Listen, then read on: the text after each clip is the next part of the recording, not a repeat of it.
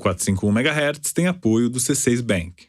C6 Bank, um banco completo criado para os nossos dias com tudo em um só app.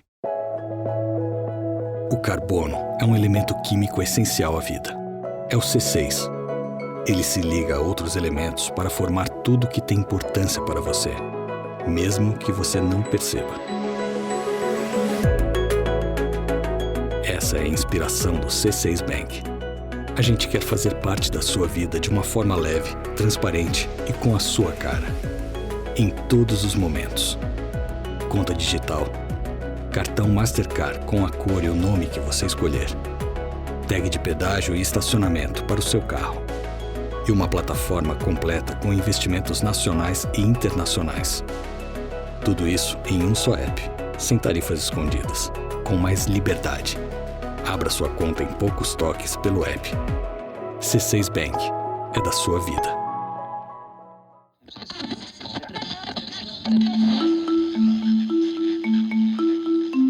Oi, está começando o 49º episódio do 451 MHz, o podcast para quem lê até com os ouvidos. Eu sou o Paulo Werneck, editor da revista 451. 2 vezes por mês, a gente conversa aqui com autores, críticos e leitores sobre os livros mais legais que acabaram de ser publicados no Brasil. O 451 MHz tem apoio do grupo editorial Record. Considerado por muitos o mais belo romance da literatura negra norte-americana da sua época, o livro Seus Olhos Viam Deus, de Zora Neale Hurston, publicado pela editora Record, já está disponível nas livrarias brasileiras. Seus Olhos Viam Deus descreve a trajetória de Jane Crawford, uma heroína afro-americana que enfrenta o tabu de escolher o próprio destino na Flórida de 1930.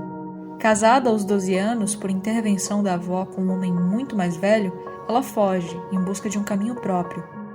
Poderosa, articulada e radicalmente diferente de qualquer personagem feminina na literatura negra norte-americana da época, Jane tem a sua jornada marcada por um mergulho na negritude do sul dos Estados Unidos, após o fim da escravidão. Alice Walker, autora de A Cor Púrpura, foi categórica ao falar sobre a obra. Segundo ela, não há livro mais importante que esse. Seus Olhos Viam Deus, de Zora Neale Hurston, já nas melhores livrarias. Lembrando que os assinantes da 451 têm 30% de desconto direto no site da editora. Bom, e antes de entrar no assunto de hoje, eu queria lembrar de uma novidade aqui do podcast. A gente acabou de publicar um episódio especial narrativo do 451 MHz sobre um dos maiores intelectuais brasileiros, o Paulo Freire. Por que o Paulo Freire, que é o patrono da educação brasileira e o inventor de um método de alfabetização revolucionário, incomoda tanta gente? Paulo Freire, Vida de Professor, é o 4º episódio da coleção Narradores do Brasil, uma coleção de episódios roteirizados que exploram a obra dos nossos grandes autores. A gente já publicou episódios sobre o Rubem Fonseca, sobre a Lígia Fagundes Telles e sobre o Nelson Rodrigues. Então vem cá no feed do 451 MHz para ouvir Paulo Freire, Vida de Professor, o 4º episódio especial narrativo do 451 MHz. Muito bem, e agora a gente entra no assunto do programa de hoje. Bom, e nesse episódio a gente vai falar de uma pioneira do jornalismo investigativo no mundo, a jornalista norte-americana Nellie Bly. A Nellie Bly se infiltrou no hospício feminino em Nova York no século XIX para narrar os abusos sofridos pelas internas. Dessa experiência, ela extraiu material para muitas reportagens e também para o livro 10 Dias no Hospício. O livro acabou de sair em 3 edições diferentes, uma delas pela editora Fósforo com tradução da Ana Guadalupe. A outra saiu pela Imã Editorial, traduzida pela Carla Cardoso e o Júlio Silveira, e a outra saiu pela editora Wish, com tradução da Karine Ribeiro. E para falar da Nellie Bly e da obra dela, eu convidei a jornalista Patrícia Campos Melo, que é repórter especial da Folha de São Paulo e uma das mais reconhecidas jornalistas investigativas do Brasil. Ela escreveu o prefácio de 10 Dias no Hospício da editora Fósforo, que é o livro do mês de setembro do Clube 451.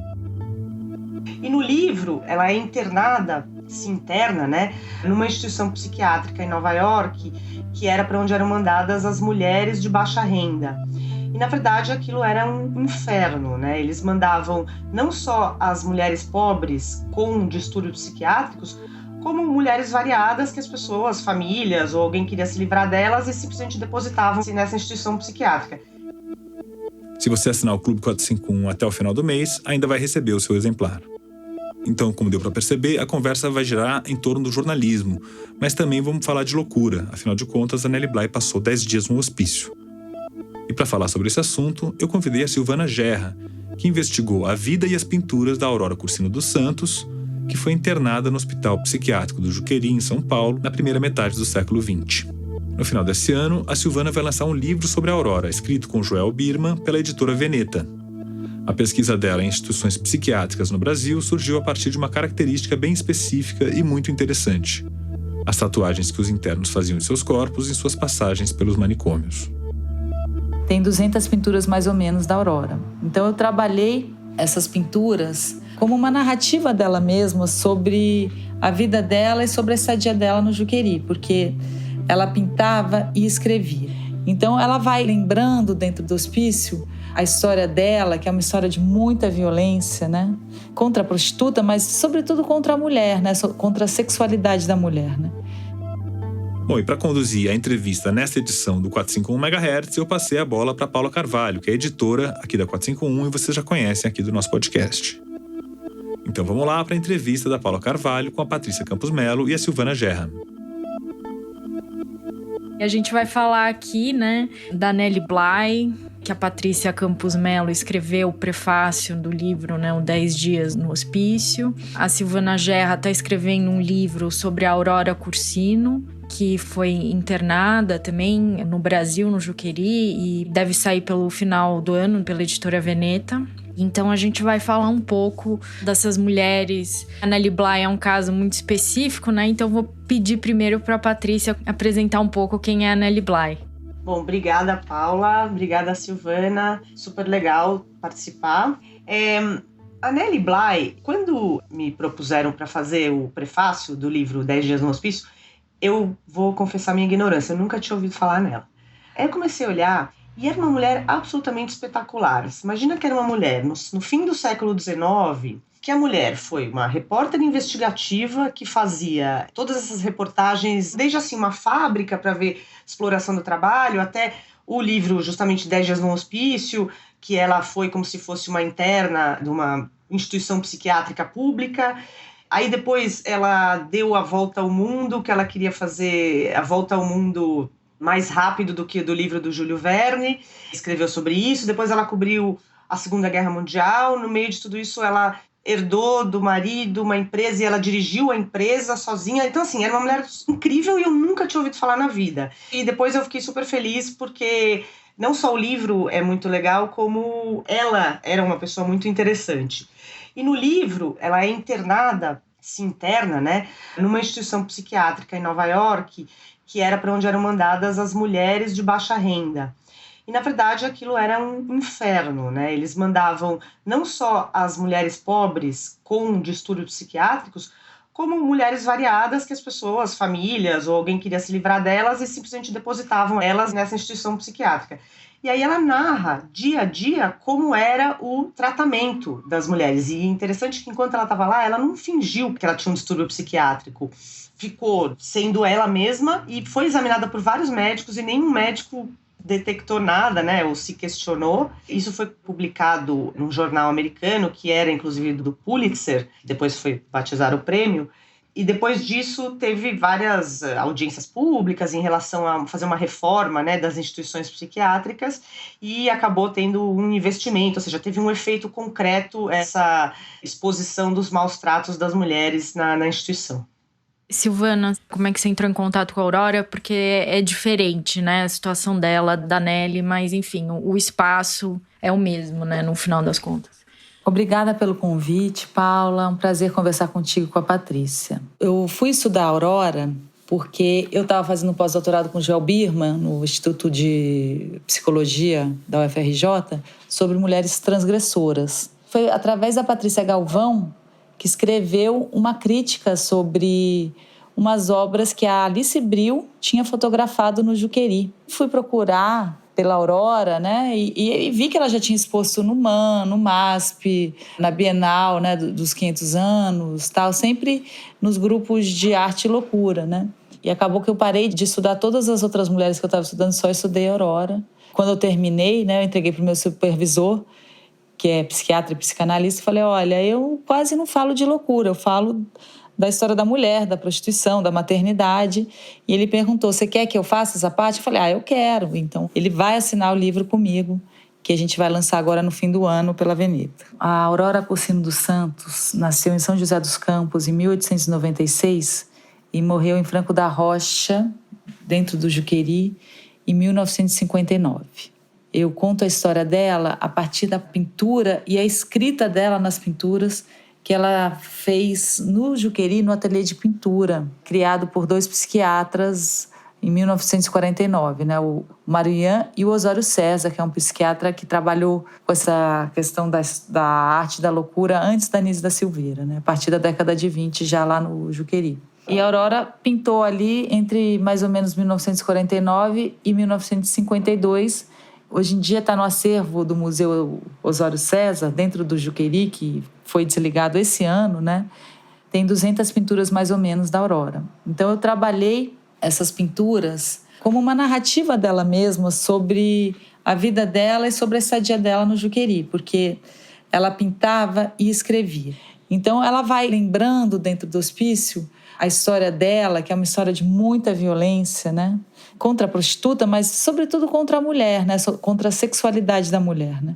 Ela pinta durante esses 2, 3 anos essas memórias de dentro do Juqueri. E ao mesmo tempo ela se refere ao que está acontecendo com ela. É uma época que o choque está a todo vapor, né? Ela, em algum quadro, ela desenha uma espécie de aparelho de choque e mistura com uma cena dela transando com Zequinha de Abreu, que de fato ela conheceu porque ele dedicou uma valsa para ela, que chama A Noite Cai.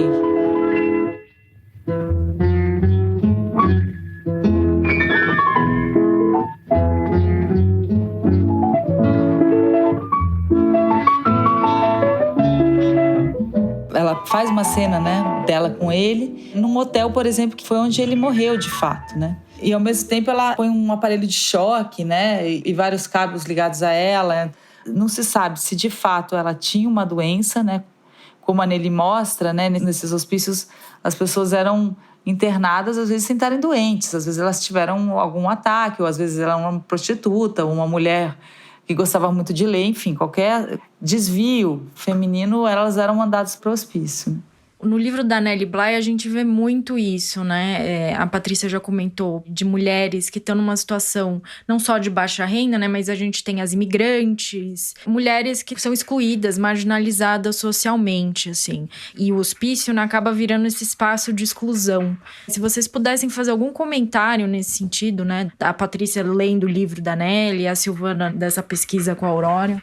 Na verdade, como era uma coisa muito pouco científica, né, você diagnosticar alguém com um distúrbio psiquiátrico, começo do século XX, fim do século XIX, isso se transformou numa maneira de você se livrar de indesejados, né? Indesejadas, no caso. Então podia ser, como a Silvana estava falando, se você tivesse um comportamento sexual não considerado convencional para a época, ou que não se dava bem com o marido. Tinha, por exemplo, pessoas que não falavam inglês, né? Caso de algumas migrantes lá. E essas pessoas ficariam lá pro resto da vida, né? E ninguém nem ia perguntar, nem ia falar nada, porque a pessoa não fala língua. Então, nesse sentido, você fazer uma matéria de denúncia, né? De expor, foi bastante importante naquela época.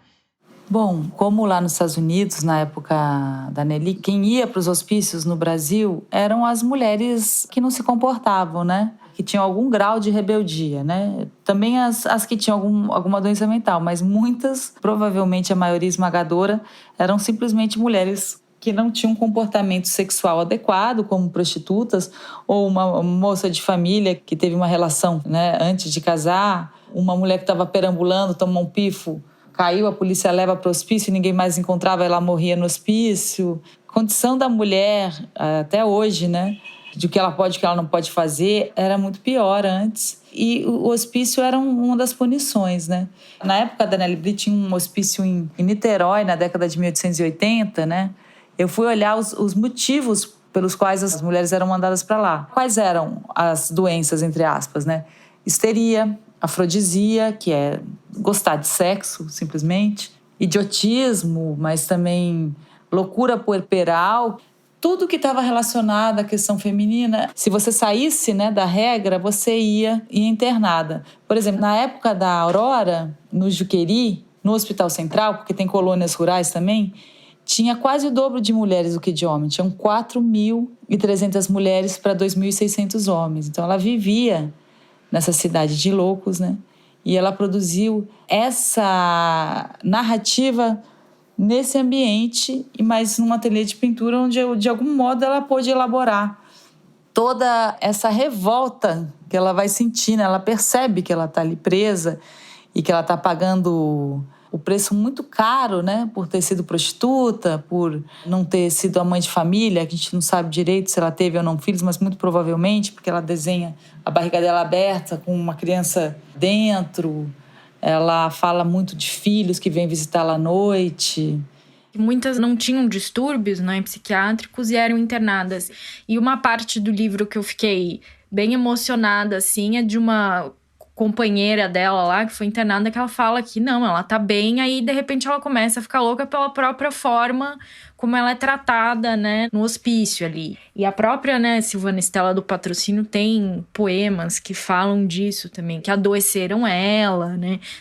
Tem aquela coisa, né, diante dos maus tratos, e olha que, em comparação com instituições psiquiátricas aqui no Brasil muito mais recentes, talvez nem fossem tão horrendas, mas mesmo assim, a pessoa que chega lá razoavelmente normal, você se vê naquela condição de você não ter um distúrbio e você está sujeito a todos aqueles maus tratos e ficar não sei quantas horas sentado, ereto na cadeira e comer uma comida que é horrível, levar tapa, tudo, né?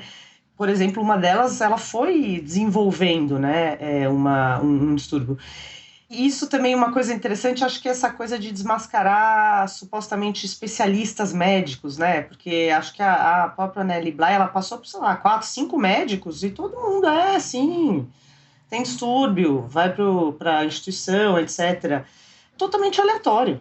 A gente tem uma tradição no Brasil de narrativas, né, de dentro do hospício. Tem a Maura Cansado, que na década de 60 escreveu O Hospício é Deus, sobre a estadia dela no Engenho de Dentro, né?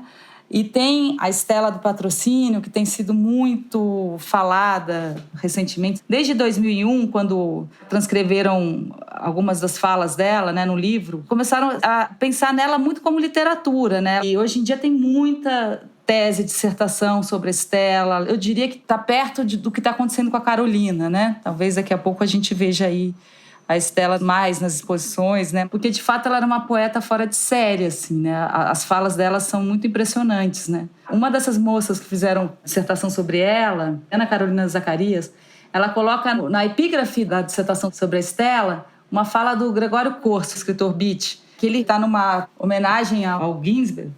E aí perguntam na plateia, então, e cadê as mulheres escritoras, né, beatniks? Ele fala assim, olha, tinha mulheres sim, eu conhecia elas, mas nos anos 50, um homem podia ser rebelde, mas uma mulher não. As famílias botavam elas nos hospícios, elas estão nos hospícios. Está falando década de 50, como a Aurora, né? Aliás, gente, quem nunca foi chamada de louca, né? Nós, mulheres. Ou puta, né, louca, Patrícia? Louca ou puta? Puta e louca... Então, a Aurora era puta e louca, né? Então, eu falei, cara, a gente tem que ouvir essas mulheres, porque o que elas dizem respeito a todas as mulheres. Entra numa tradição da história da mulher.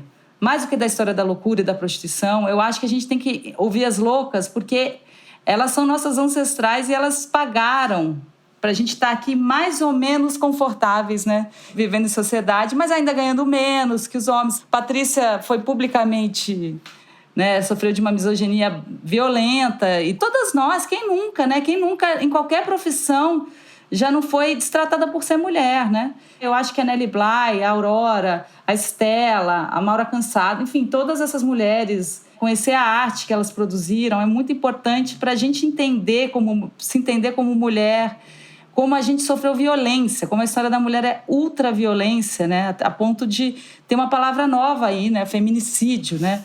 Quer dizer, a gente vem sofrendo todo tipo de violência na história e nos resta ser feministas, né? E eu acho que, por exemplo, a Aurora era a Nelly Bly, com certeza. Todas elas são atravessadas por feminismos que talvez não fossem agrupados ainda e tal, mas todas elas estão protestando contra uma condição da mulher, que a gente ainda continua protestando.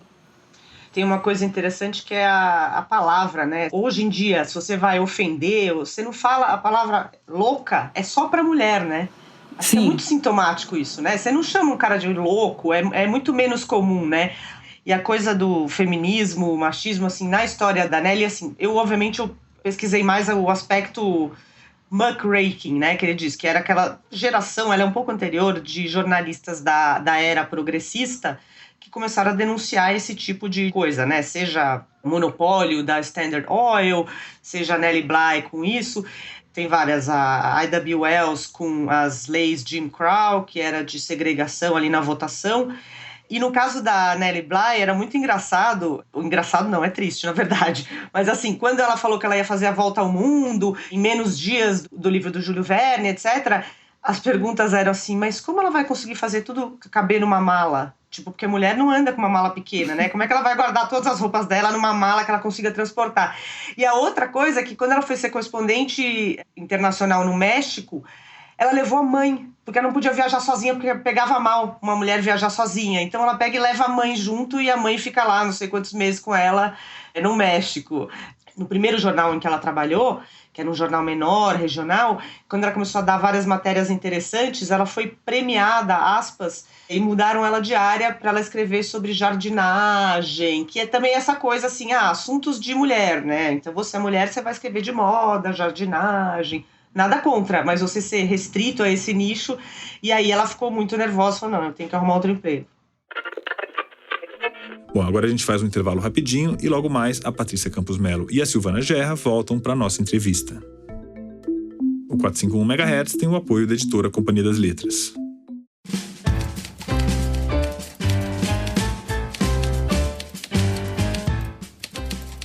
Rádio Companhia, o podcast da Companhia das Letras. Luiz Alfredo Garcia Rosa completaria 85 anos neste mês de setembro, e o nosso podcast promoveu uma conversa para tratar do professor, psicanalista e escritor carioca. Convidamos sua esposa, a também escritora Lívia Garcia Rosa, o autor Marçal Aquino, que acaba de lançar Baixo Esplendor, e o escritor e jornalista Matheus Baldi, que foi muito próximo de Garcia Rosa nos últimos anos de sua vida. No papo, as sagas do delegado Espinosa, grande personagem dos romances de Garcia Rosa, e também alguns bastidores do homem Luiz Alfredo, sua rotina e suas ideias sobre escrita e leitura. Acompanhe a Rádio Companhia no seu tocador de podcasts favorito.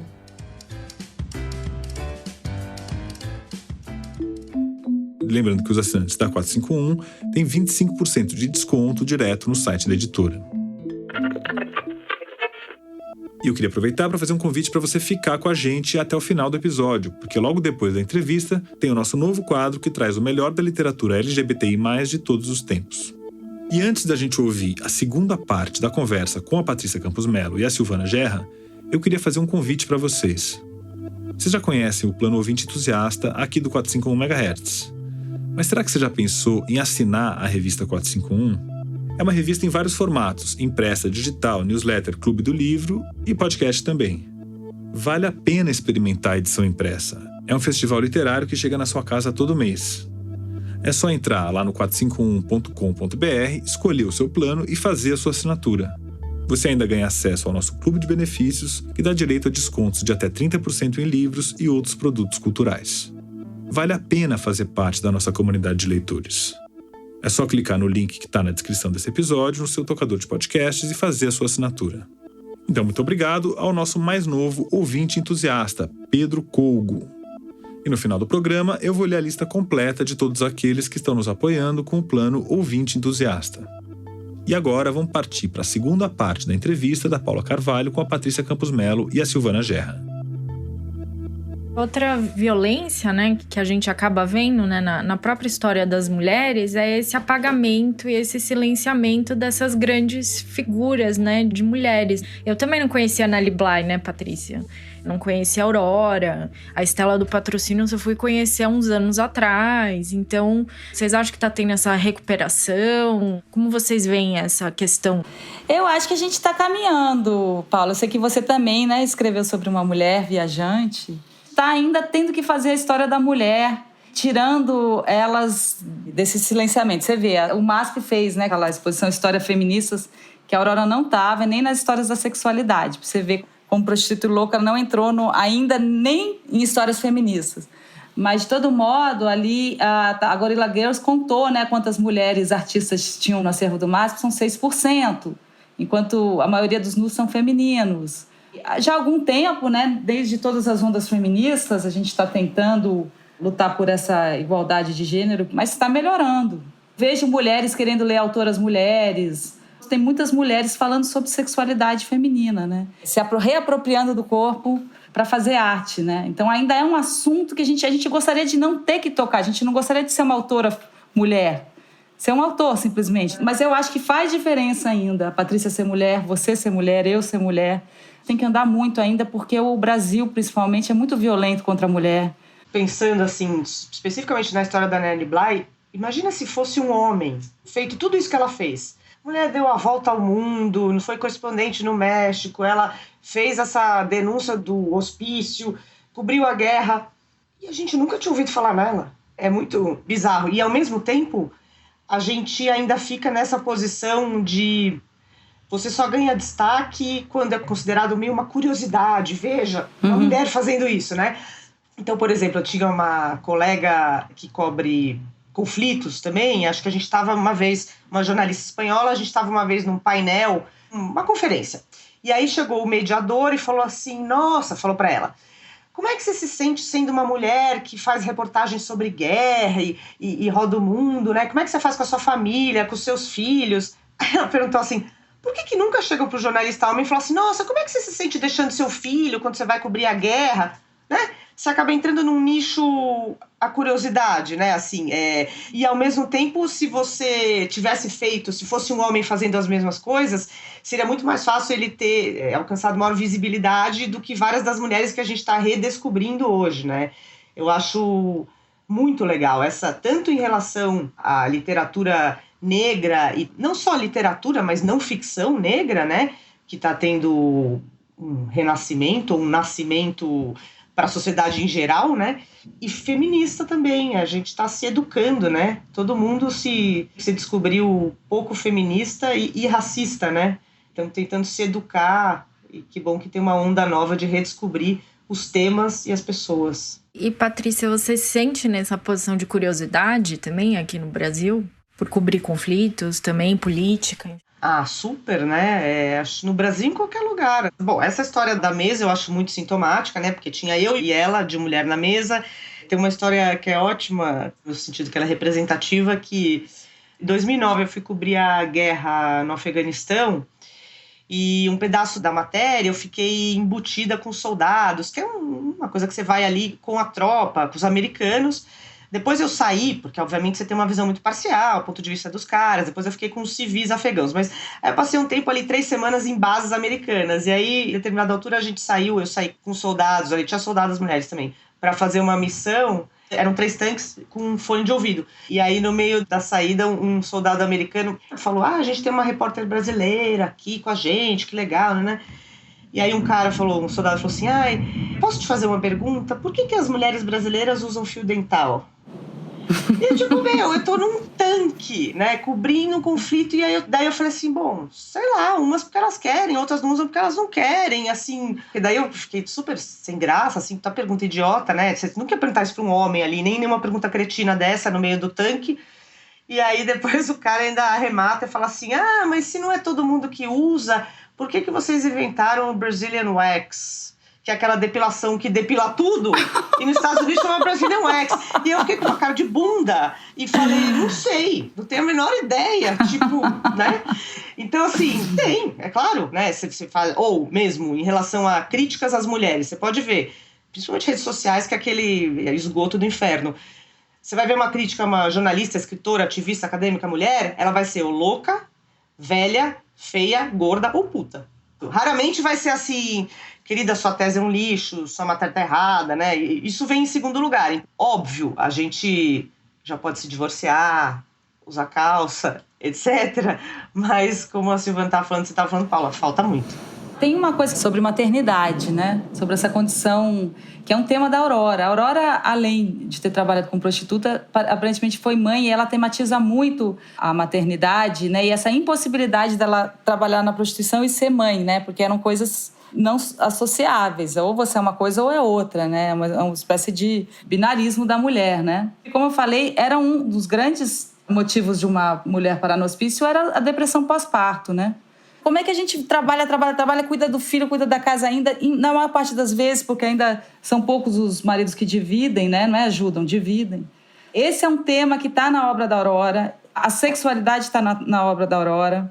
Ela era uma mulher culta também, se não se esperaria de uma puta, né? Então ela era uma mulher que conhecia música, né? Ela fala muito de Chopin, né? Ela faz uns noturnos, aí ela evoca Chopin, fala do Émile Zola, do Alexandre Herculano. Quer dizer, era uma mulher que lia, era uma mulher que conhecia arte, ela provavelmente pintava antes de chegar lá. Enfim, era uma mulher extraordinária também. Termina num hospício, levando choque, tomando todo tipo de injeção e no final ainda é lobotomizada. Você vê, Patrícia, o que os soldados te perguntaram? Sobre bunda e vagina, basicamente, né? Nós brasileiros representamos internacionalmente. Nada contra, inclusive. Mas se restringir a isso, né? Eu não tenho nenhum problema, né? Exatamente, não é só isso. A gente sabe mais coisas. É uma luta permanente. Quem me tornou uma pessoa mais feminista foram as prostitutas, foi o movimento das prostitutas. Foram elas que me contaram tudo isso sobre ser mulher, né? Sobre ser mãe, ser mulher, transar com quem você quer e cobrar eventualmente, se você precisar. Que é importante mesmo a gente publicar, falar sobre autoras mulheres, narradoras mulheres da história, né? Mais que tudo, né? Como você, como eu, como a Aurora, como a Nelly, como a Paula é também historiadora. A gente quer muito um dia que chegue um tempo que não precise falar como mulher, né? Falar como autora, né? Só. Tem uma pesquisadora chamada Maíra Rosin, ela escreveu um texto para 451 falando sobre os nomes das ruas, né, daqui de São Paulo. Eles homenageiam muitos feminicidas e poucas mulheres, né? E tudo bem, sabe? Esses assassinos, enfim, são homenageados e essas grandes mulheres, essas grandes figuras, a gente nem acaba sabendo do que elas fizeram, assim. E eu tava lembrando, eu tive uma tia-avó que foi internada pelo marido num hospício. Não sei muitos detalhes, eu era pequena. E a gente tem essas histórias na família também, que ficam por baixo ali também, né? Nas camadas. Eu também tenho uma tia-avó internada, que também... Eu era criança, me levaram lá, cheguei no hospício, nem sabia que ela existia. Não teve uma irmã do John Kennedy que eles internaram num hospício e ela ficou assim, eles tiraram da vista mundial, ela ficou décadas internada e só depois descobriram que a mulher existia. Quando que a mulher é chamada de louca? Né? Quando é que é usado isso? Eu acho que principalmente nas relações, né? Afetivas. No caso, eu sou heterossexual, mas é um jeito dos homens, de alguma maneira, de diminuírem. Acho que a maioria das mulheres que eu conheço já foram chamadas de loucas pelos companheiros e tal. Podemos até ser loucas, né? E não necessariamente isso é um problema, mas é de uma forma reducionista, né? Ou seja, você está fazendo isso porque você é mulher e mulher é louca. Ou isso aconteceu, por exemplo, na política, com candidatas mulheres e com o presidente Dilma, com a Hillary Clinton. Se a mulher é muito assertiva, ela é uma bitch, ela é uma chata, ela é arrogante, ela é mandona, né? Se é um homem, não, é um homem decidido, é um líder, né? Então, do mesmo jeito, é louca. Pô, se a pessoa tá nervosa, a fulaninha tá nervosa. Não, mas a fulana, se a mulher é louca. Eu tava lembrando o ex-presidente Trump, que falou de uma jornalista assim, acho que você devia estar sangrando, do tipo dizendo que a mulher estava menstruada e por isso que ela estava fazendo umas perguntas meio agressivas. São todas tentativas de desqualificar, mas de reduzir, né, a mulher a certas características aí. Eu acho que isso vem, Patrícia, de que antigamente se acreditava piamente que ao homem cabia a razão e a mulher o afeto, a emoção, né? E eu acho que isso ainda está entre nós, né? Então, quando você é louca, nesse sentido, você não tem razão, né? Você não pensa direito. Interessante, eu não sabia essa coisa da razão e emoção. Isso mostra a necessidade que a gente tem de aprender sobre feminismo. Essa coisa da histeria, né? Também, né? Que foi uma doença, né? Do século útero, XIX. né? E hoje, né, ainda tem essa coisa, né? A mulher histérica, né, / louca, que se mantém. E você estava falando de prostituição, e a Aurora era nos anos 50, é isso? A vida dela? Isso. Mas ela foi prostituta na década de 20, 30, década de 20, né? 30. 10, 20, 30. Eu, por acaso, acabei de voltar de Roraima. Basicamente, é uma matéria sobre tráfico de mulheres para exploração sexual para os garimpos. E muitas das mulheres têm filhos. Então tem a coisa de deixar o filho com a mãe, porque aí ela vai ganhar dinheiro, mas aí ela volta e ela não consegue. Esses conflitos são totalmente presentes e numa faixa de renda do Brasil são absolutamente iguais, eles eram 100 anos atrás, né? Infelizmente. Então, Patrícia, eu acho legal você falar nisso, porque eu acho que a prostituição é uma coisa muito mal explicada, né? Eu escrevi até na 451 um artigo sobre prostitutas escritoras, né? Como a gente ouve elas pouco. Você falou em exploração sexual, você não falou prostituição. São coisas diferentes, né? A mulher de mais de 18 anos, ela se prostitui, não é contra a lei, e é um trabalho, né?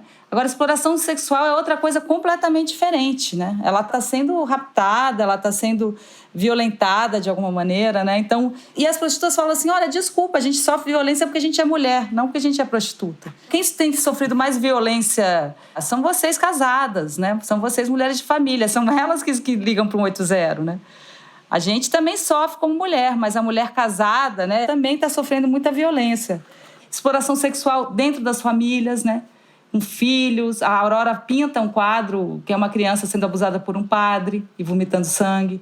Quer dizer, ela sofre isso antes de ser prostituta, né? Ou ela, ou alguém que ela conhece, né? Inclusive, eu achei legal, que foi uma coisa que eu aprendi, que uma das mulheres, que eu falei que era uma mulher absolutamente incrível, em qualquer lugar normal, ela seria uma líder, deveria ser uma política, né? Uma mulher muito incrível. E ela explicando, ela falou assim, não, uma coisa é eu ter que ser traficada e explorarem o meu trabalho e o cara ficar com todo o meu dinheiro. Outra coisa é, não, depois eu fui me prostituir, mas eu estava fazendo isso porque eu queria, o dinheiro era meu. E estava ficando comigo, né? Tem uma grande diferença, né? Entre o cara se apropriou, ela não tinha decidido fazer aquilo. E ela deixou isso muito claro, né? Patrícia, nessas coberturas jornalísticas que você faz pelo mundo, você também entrou em muito contato com essa questão da exploração e tráfico de mulheres? Você entrou em contato com isso? Você chegou a ver isso nessas zonas de conflito? Porque são regiões em que as mulheres e as crianças também ficam mais vulneráveis, né?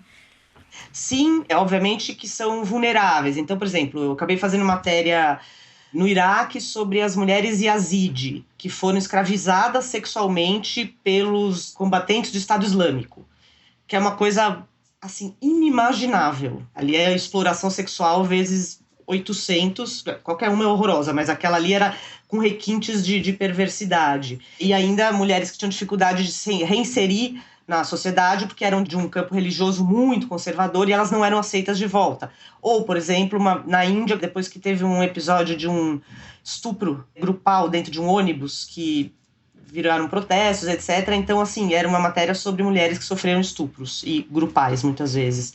Que aí tinha toda uma coisa do estupro grupal de ser uma forma de humilhação ainda. Então, a Índia não tem um conflito aberto, né? Tem um conflito sectário muito importante, mas não aberto.